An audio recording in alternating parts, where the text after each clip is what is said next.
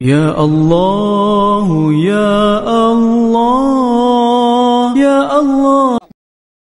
اولاً تھوڑا سا میں یہ 12ویں شریف کے بارے میں عرض کر دوں کہ جیسے ہی میلاد مصطفیٰ صلی اللہ علیہ وسلم کا مہینہ آتا ہے اور مسلمان اس مہینے میں خوشی منا کے اللہ تبارک و تعالیٰ کی بارگاہ میں درجات کی بلندی کا سامان کرنے کا ارادہ کرتے ہیں تو شیطان کو بہت تکلیف ہوتی ہے، اور شیطان نہیں چاہتا کہ مسلمان اپنے نبی سے اظہار محبت کے ذریعے اللہ تعالیٰ کا مزید قرب حاصل کریں، تو سینکڑوں قسم کے وسوسے ہمارے ذہن میں ڈالنے کی کوشش کرتا ہے۔ بھئی خوشی کیوں مناتے ہیں، جھنڈے کیوں لگاتے ہیں، لائٹنگ کیوں کرتے ہیں، جلوس کیوں نکالا جاتا ہے، یہ کہاں سے ثابت ہے؟ کیا نبی کریم صلی اللہ علیہ وسلم نے ایسا کیا؟ کیا اس کا حکم دیا تھا؟ کیا خود صحابہ کرام نے ایسا کیا؟ کبھی کہتے ہیں صحابہ کرام ہم سے بڑھ کے عاشق رسول تھے، بتاؤ اگر کرنا ہوتا تو وہ کرتے، ہم کیوں کریں؟ تو اس طرح جب وہ پیدر پہ کویسچنز آتے ہیں، اور بات وہی ہے جو میں نے پہلے آپ کی خدمت میں عرض کی کہ ہمارے پاس ذہن میں دفاعی مواد تو موجود ہی نہیں ہوتا، وہ دلائل موجود نہیں ہوتے جس کی وجہ سے ہم سامنے والے کو قائل کر سکیں۔ تو بچے اولاً آتے ہیں گھر والوں کے پاس، جب وہاں سے کچھ نہیں ملتا تو وہ جاتے ہیں کسی مسجد وغیرہ میں، بعض اوقات وہاں پہ بھی لفٹ نہیں کرائی جاتی۔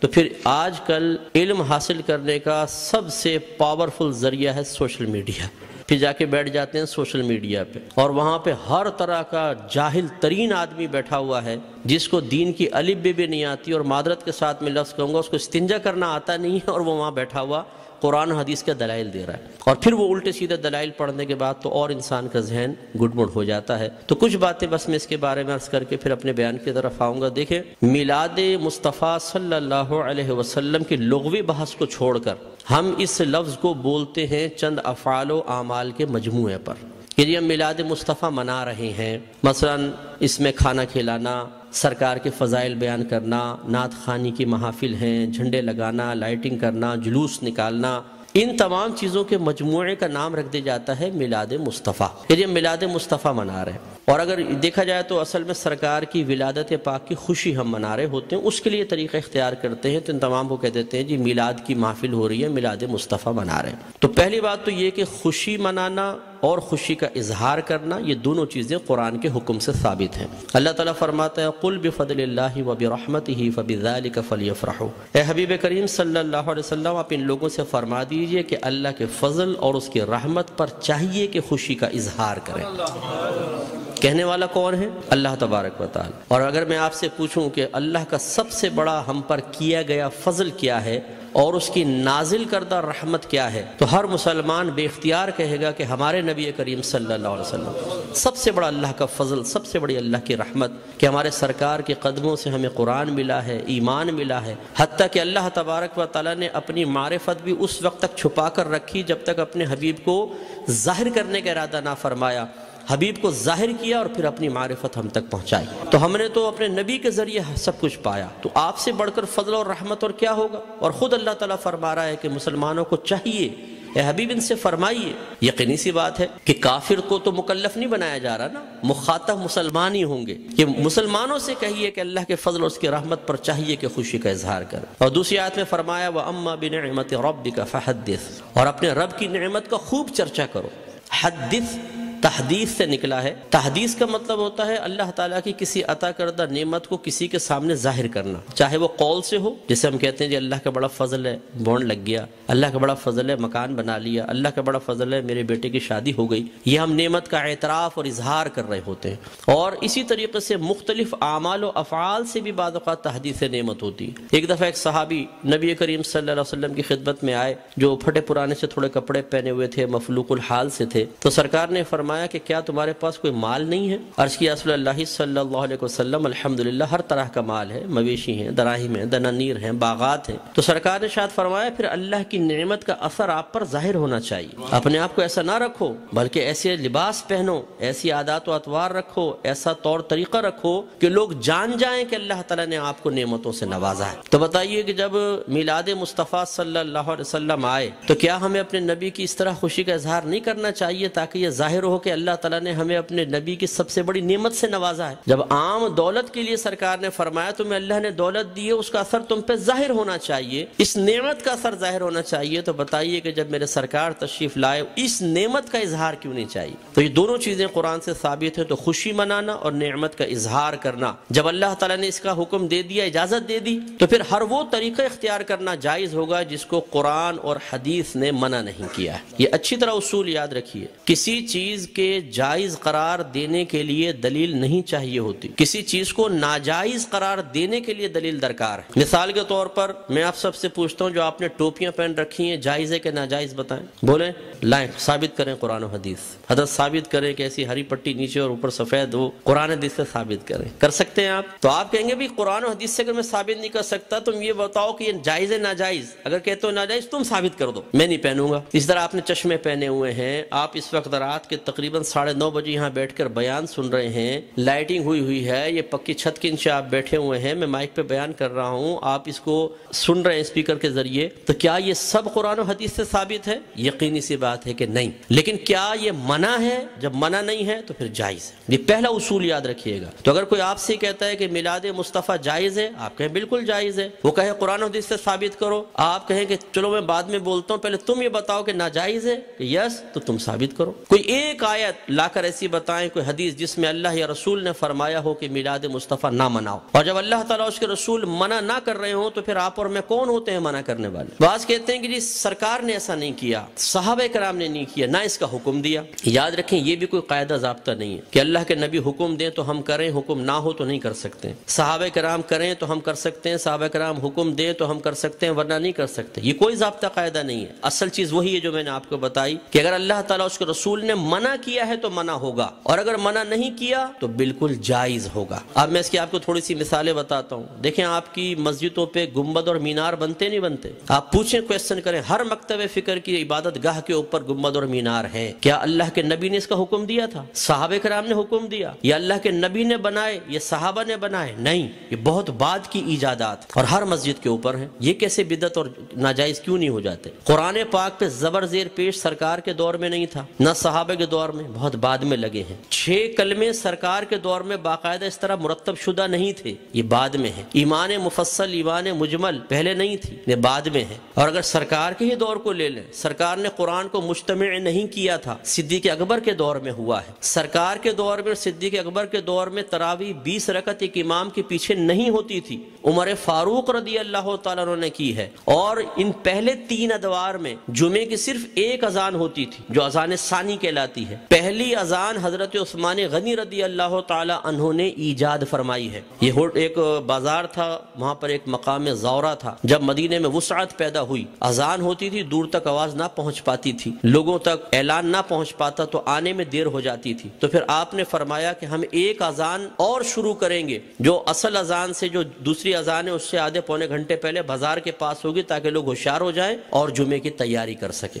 ہر مکتبہ فکر جو جمعہ پڑھتا ہے وہ پہلی اور دوسری دونوں اذانیں دیتا ہے. وہاں یہ کویسچن کیوں نہیں پیدا ہوتا کہ جب اللہ کے نبی نے نہیں کیا تو پھر حضرت عثمان غنی نے کیسے کر لیا؟ اس کا مطلب ہے جب ضرورت پیش آتی ہے تو یہ اللہ کے نبی کی تعلیم ہے. خود صحابہ کرام نے ہمیں تعلیم دی ہے کہ آپ کسی بھی ایسی چیز کو شروع کر سکتے ہیں کہ جس کو اللہ تعالیٰ اس کے رسول نے منع نہیں کیا ہے. اسی طرح مدارس کا قیام آپ دیکھ لیں، ان میں سلیبس ہم نے رکھا ہوا ہے. اور اسی طرح میں آخری بات بس یہ مثال دیتا ہوں، ہر مسجد میں جماعت کے کچھ اوقات مقرر ہوتے ہیں. فجر اتنے بجے، ظہر اتنے بجے، عصر، مغرب، عشاء. کیا نبی کریم صلی اللہ علیہ وسلم نے حکم دیا تھا کہ اس وقت جماعت کرو؟ صحابہ کرام نے نہیں، ہم نے اپنی سہولت کے اعتبار سے کیا ہے. اور یہ ایک اعتراض کا بہت بڑا جواب بھی بن سکتا ہے. لوگ کہتے ہیں کہ آپ یہ 12ویں کا ہی انتخاب کیوں کرتے ہیں؟ یہ بتائیں. اپنے پاس سے دن خاص کر لینا صحیح نہیں ہے، اپنے پاس سے دن خاص کر لینا صحیح نہیں ہے. تو یہاں میں آپ کو سمجھا دوں کہ کسی ایک چیز کو دوسری چیز کے ساتھ خاص کرنا 2 طرح کا ہوتا ہے. اللہ تعالیٰ اس کے رسول نے خاص کیا تو اسے کہتے ہیں تخصیص شرعی، یعنی خاص کرنا شریعت کی طرف سے.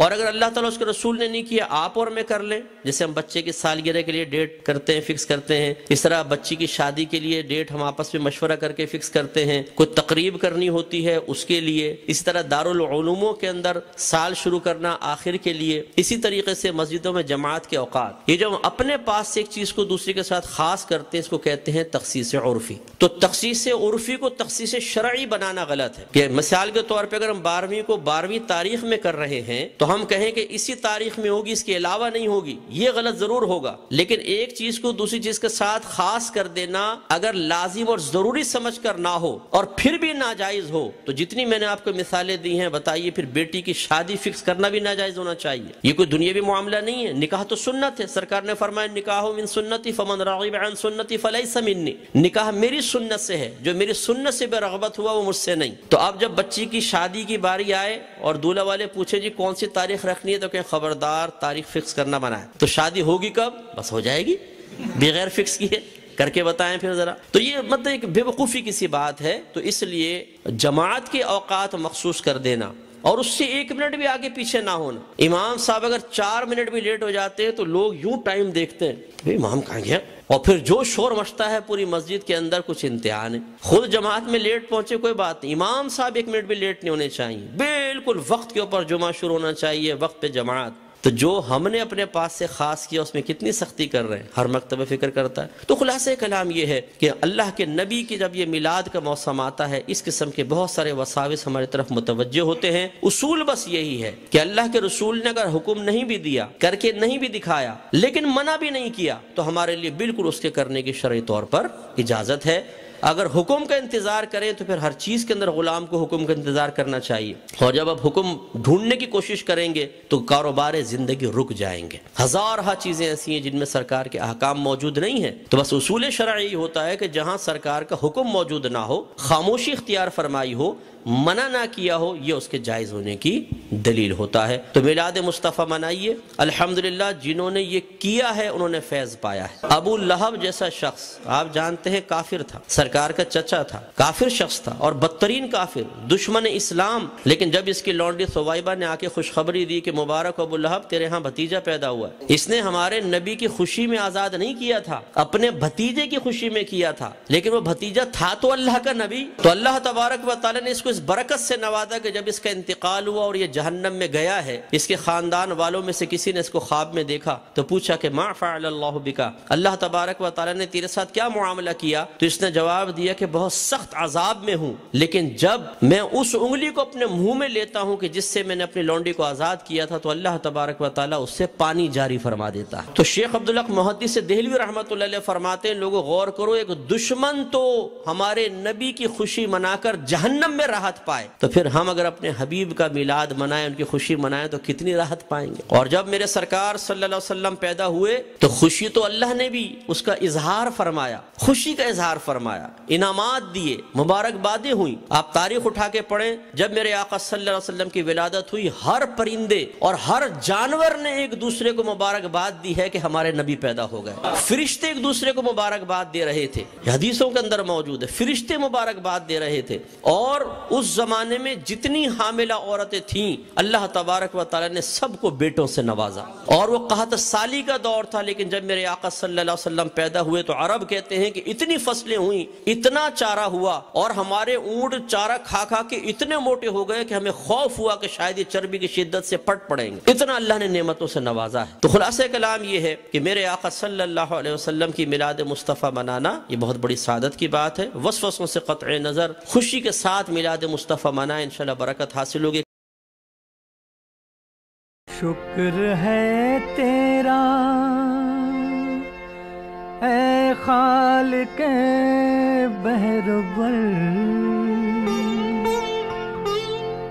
تیرے بندوں پہ یہ تیرا احسان ہے.